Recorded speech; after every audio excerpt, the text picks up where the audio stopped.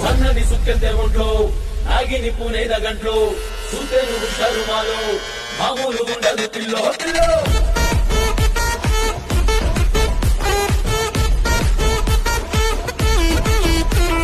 పొట్టేలు ముఖ్యము తల్లు సల్లంగా చూడాలి నీలో పాలు